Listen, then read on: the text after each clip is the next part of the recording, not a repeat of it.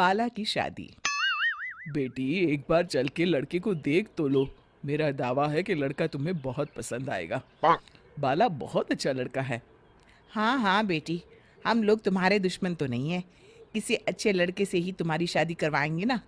आखिर तू हमारी इकलौती बेटी है। अच्छा ठीक है माँ, अब ज्यादा भावुकतापूर्ण शब्दों का इस्तेमाल ना करो। मैं चलने के लिए तैयार हूँ। चलो फिर, बिना देर के हम सब चलते हैं। सभी बाला के घर पहुंचते हैं। अरे क्या बात है बहन जी, अभी तक आपका बेटा नहीं आया? जी बस आता ही होगा। तभी वहां बाला आता है। लो जी, आ गया मेरा बेटा। ये लोग तुझे देखने आए हैं और ये इनकी बेटी नम्रता है। बाला के सर पर बिल्कुल बाल नहीं होते। ये देख नम्रता और उसके परिवार वालों की आंखें फटी की फटी रह जाती है। ये तो टकला है। हे भगवान, माँ पिताजी, आप दोनों एक टकले से मेरी शादी करवाने वाले थे। अरे ये तो पूरा उजड़ा चमन है। देखो बेटी, इस तरह किसी का मजाक उड़ाना गलत है। किसी के बारे में इस तरह की बातें नहीं करते। बालों का क्या है, वो तो आते जाते रहते हैं। लड़का टकला है तो क्या हुआ, इंजीनियर है, अच्छा खासा कमाता है। आप चुप रहिए जी। इसकी तरफदारी इसलिए कर रहे हैं क्योंकि आपके भी सर पर बाल नहीं है। मैंने तो आपसे शादी कर ली, मगर मैं अपनी बेटी की शादी एक टकले से बिल्कुल नहीं करवाऊंगी। अरे ये क्या, कब से आप लोगों ने टकला टकला लगा रखा है? और माफ करना, तुम भी कोई हूर की परी नहीं हो। तुम लोग मेरे घर में आकर मेरी ही बेइज्जती कर रहे हो। निकल जाओ यहाँ से। हाँ हाँ तो जा रहे हैं ना, हमें भी यहाँ रुकने का कोई शौक नहीं है। नम्रता और उसके परिवार वाले उठकर वहां से जाने लगते हैं। तभी नम्रता का छोटा भाई जाते जाते कहता है, टकला। तेरा बाप टकला। और इस तरह बाला का रिश्ता टूट जाता है। फिर एक दिन सड़क के किनारे एक आदमी घूम घूम कर कंधी बेच रहा होता है। कंधी ले लो, कंधी, एक से बढ़िया एक कंघी ले लो, नए जमाने की कंघी ले लो। अरे भाई ये ले लो। घूमते घूमते वो बाला के पास पहुंच जाता है। अरे भाई साहब, कंधी लोगे क्या? ये लो। तभी उसकी नजर बाला के सर के ऊपर पड़ती है। अरे माफ करना भाई साहब, आप इसे लेकर क्या करोगे? आपके सर पर तो बाल ही नहीं है, आपका तो स्टेडियम पूरा खाली है। चलता हूँ, कंधी ले लो, कंधी ले लो। कंधी वाले की बातें सुनकर बाला को बुरा लगता है। उस समय बाला को ऐसा महसूस होता है कि उसके लिए दुनिया में सबसे कीमती कोई चीज़ अगर है तो वो सिर्फ बाल है। बाला सड़क पर चलते हुए लोगों के बाल बड़े गौर से देखता है। चलते चलते बाला एक मंदिर के पास पहुंच जाता है। हे भगवान, तुमने ये मेरे साथ क्या किया? थोड़े से बाल अगर मुझे दे देते तो तुम्हारा क्या चला जाता?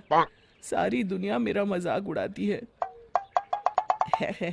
अरे भाई, आज पहला इंसान देख रहा हूँ जो मंदिर आकर भगवान से अपने लिए बाल मांग रहा है।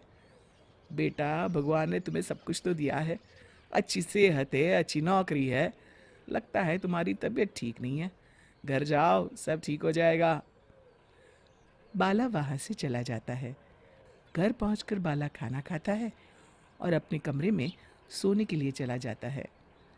फिर सुबह जब बाला सोकर उठता है तो आईने के सामने अपने आप को देखकर हैरान हो जाता है। बाला के सर पर एकदम घने बाल आ जाते हैं। बाला खुशी से झूम उठता है। अरे ये तो चमत्कार हो गया, मेरे सर पर बाल आ गए। लेकिन ये हुआ कैसे? बाला अपने सर पर बाल देखकर खुशी से पागल हो जाता है और अपने घर वालों से जाकर कहता है, माँ, जादू हो गया, जादू, मेरे सर पर बाल आ गए, बाल। अरे क्या हो गया, सुबह सुबह चिल्ला क्यों रहा है? पिताजी ये देखिए, एक ही रात में अचानक मेरे सर पर बाल आ गए, चमत्कार हो गया। अरे बस कर, कोई चमत्कार वमत्कार नहीं हुआ है। तेरे सर पर ये जो बाल है ना, वो नकली है। रात को मैं तेरे लिए लेकर आया था और जब तू सो रहा था तो मैंने तुझे पहना दिए थे। क्या बात कर रहे हैं पिताजी? कह दीजिए कि ये झूठ है। नहीं बेटा, ये सच है। अरे बाल निकाल कर देख ले, रोज अपने बालों को लेकर दुखी रहता था तू, इसलिए मैं तेरे लिए नकली बाल ले आया। अब ना तुझे कोई टकला नहीं बोलेगा। जा बेटा, जी ले अपनी जिंदगी। अगले दिन बाला अपने दोस्तों के पास जाता है।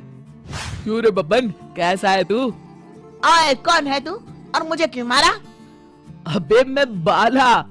ये क्या मजाक है? मेरा दोस्त बाला टकला है।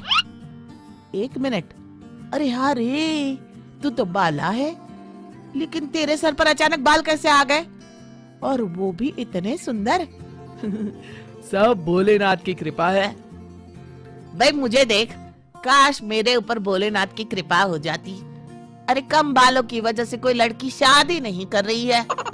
हाँ यार, सही कहा, मेरा भी अब तक यही हाल था।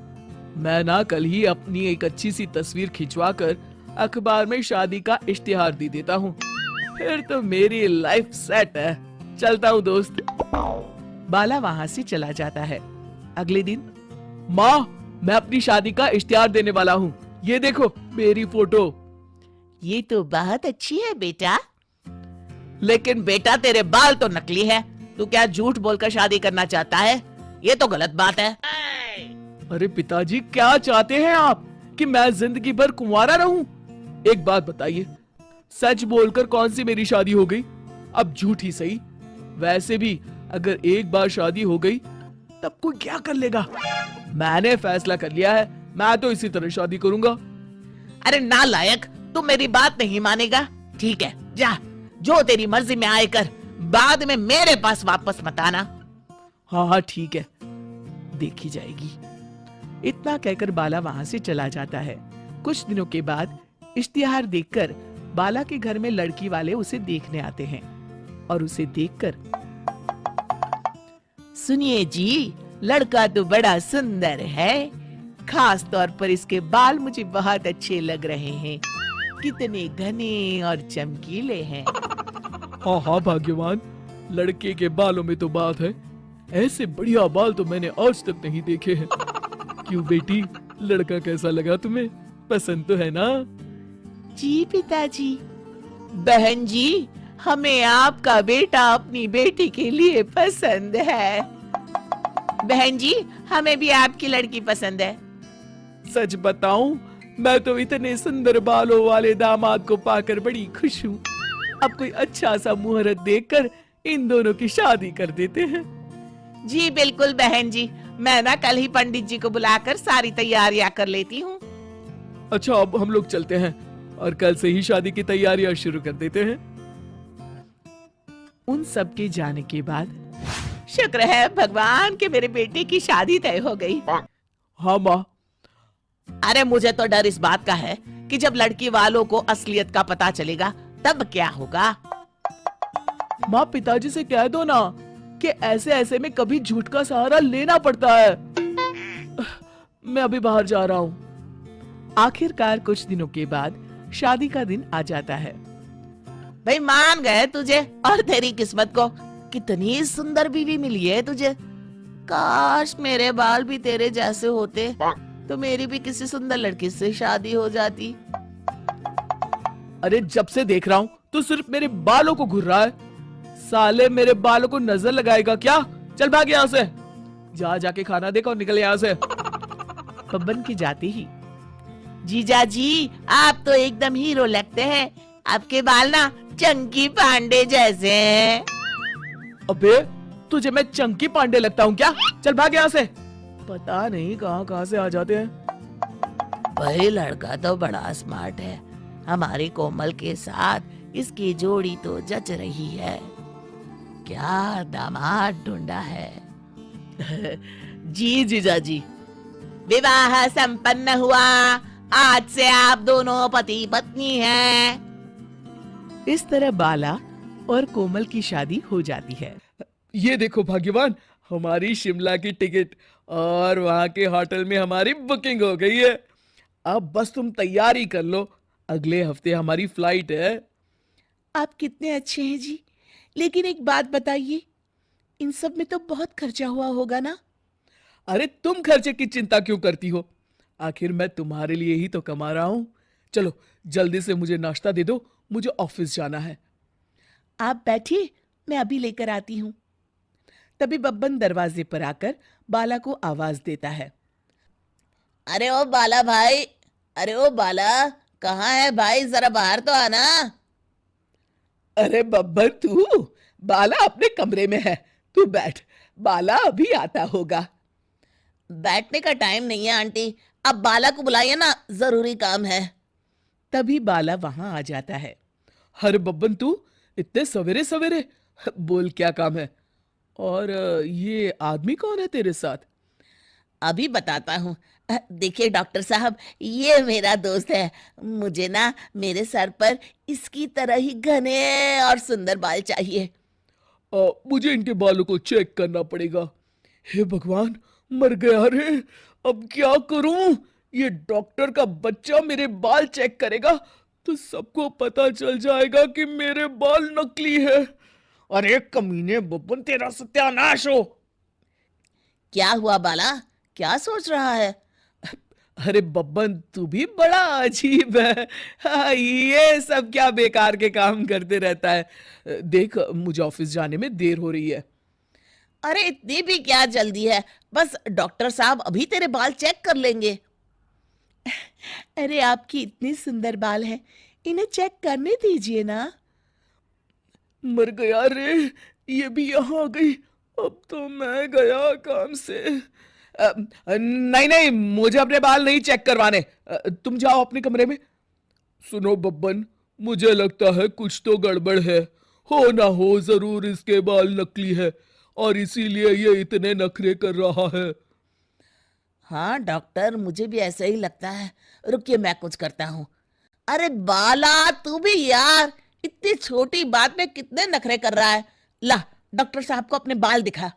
अरे नहीं नहीं। अरे बस कर, क्या लड़कियों की तरह नखरे कर रहा है। आइए आइए डॉक्टर साहब। अरे नहीं नहीं, दूर हट।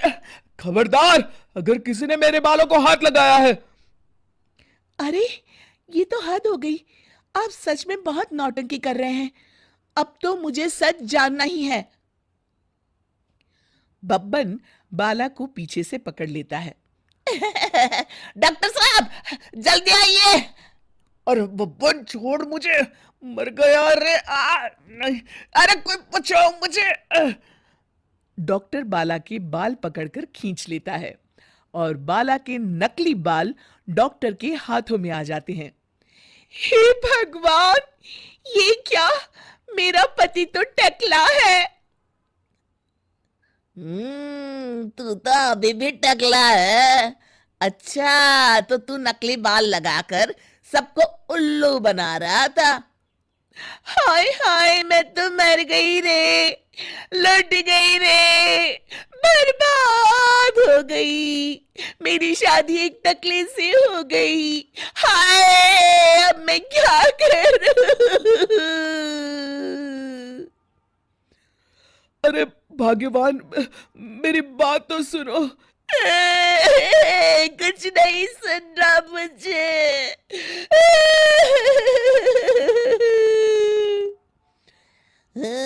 चलिए डॉक्टर साहब, अब हमारा यहाँ कोई काम नहीं। बब्बन वहां से चला जाता है। कोमल अपने मायके वालों को फोन करके उसे ले जाने के लिए कह देती है। अगले दिन कोमल के माता पिता उसे ले जाने आ जाते हैं। हे भगवान, मेरा दामाद तो टकला निकला, मेरी बेटी की जिंदगी बर्बाद हो गई। आप लोग मुझे माफ कर दीजिए। देखो बेटा, तुम टकले हो इस बात से मुझे कोई एतराज नहीं है, लेकिन तुम्हें झूठ बोल के शादी नहीं करनी चाहिए थी। माँ, पिताजी, आप लोग मुझे यहाँ से बस ले चलिए। एक गंजे के साथ मैं अपनी जिंदगी नहीं बिताने वाली। कोमल, मुझे एक बात बताओ, बाला ने कभी तुम्हें कोई तकलीफ दी है या तुम्हारे साथ कभी किसी प्रकार का दुर्व्यवहार किया है? जहां तक मुझे लगता है, इसने हमेशा तुम्हें खुश रखा है। क्यों, सच है ना? जी पिताजी, सच है। मैं जानता था मेरा दामाद गलत नहीं है। और रही बात बालों की, तो एक बात बताओ बेटी, शादी के बाद अगर इसके बाल झड़ जाते और ये टकला हो जाता, तो क्या तुम इसे छोड़कर चली जाती? नहीं नहीं, कभी नहीं। बस लो जी, हो गया फैसला। हमारी बेटी जानती है उसे क्या करना है। चलो, हम लोग चलते हैं अब।